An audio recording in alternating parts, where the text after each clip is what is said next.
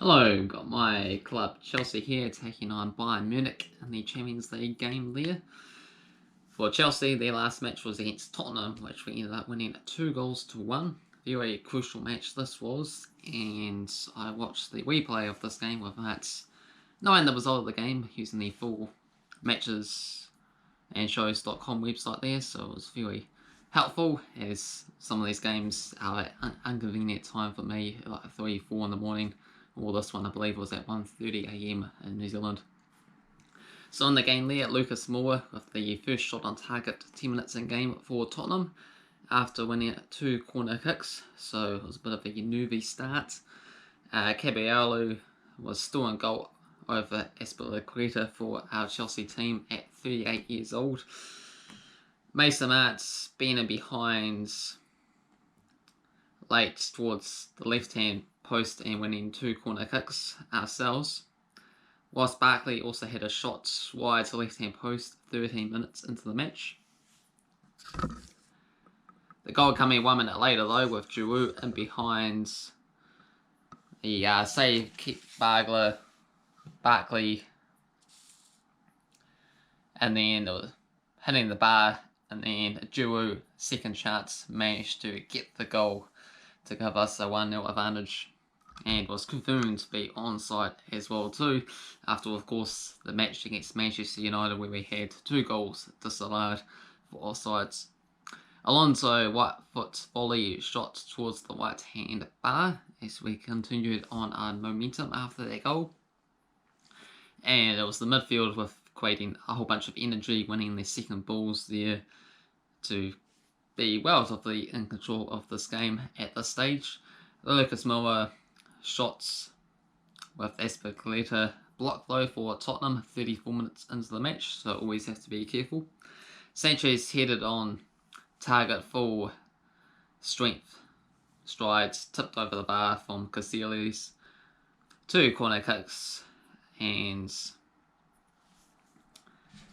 ended up no good in the end.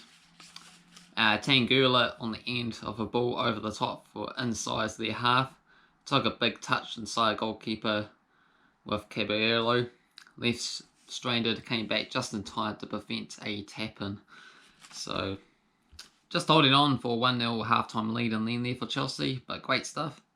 And in the second half was really good. Second half goal, 48 minutes in, just 3 minutes into the second half, with Giroud, Mart, Barkley across goal to Marcus Alonso, right-hand side of the goal.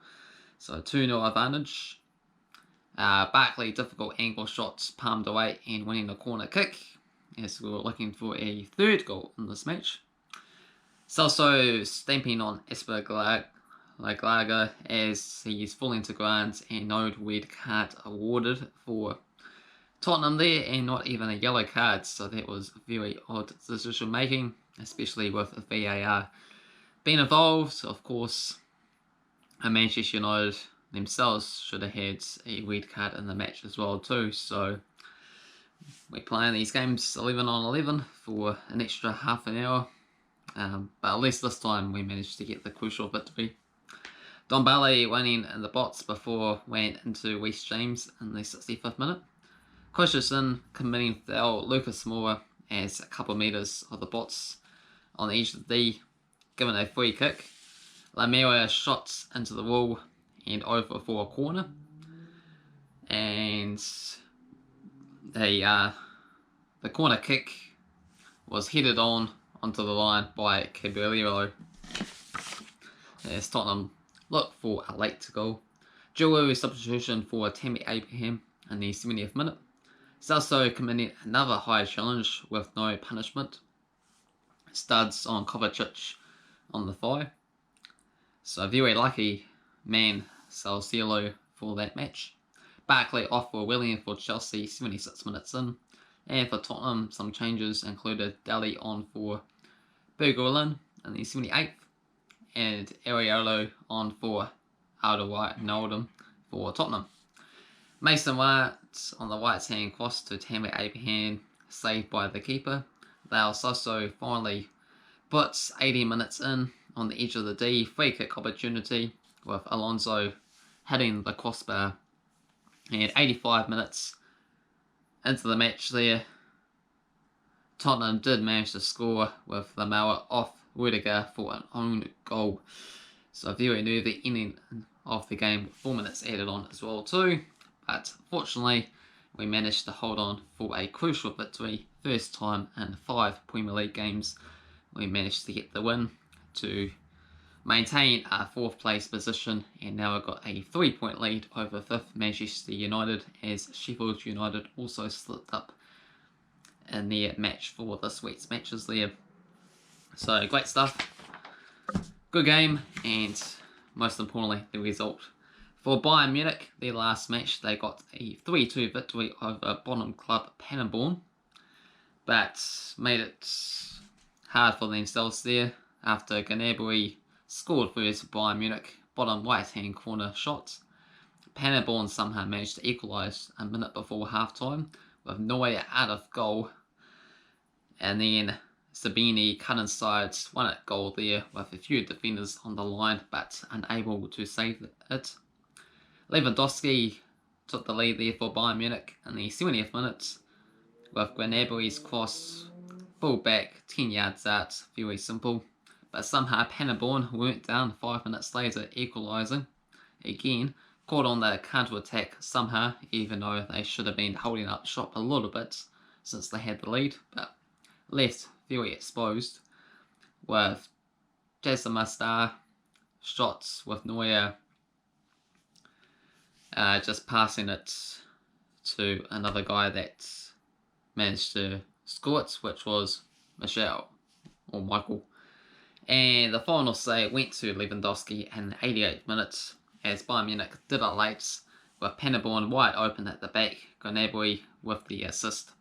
18-5 shots for Bayern Munich, 9-4 on target in that game there.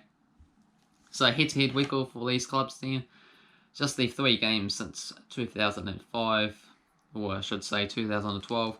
2 wins for Bayern Munich and 1 victory for Chelsea. Last time they played, 2017, Bayern Munich winning 3-2.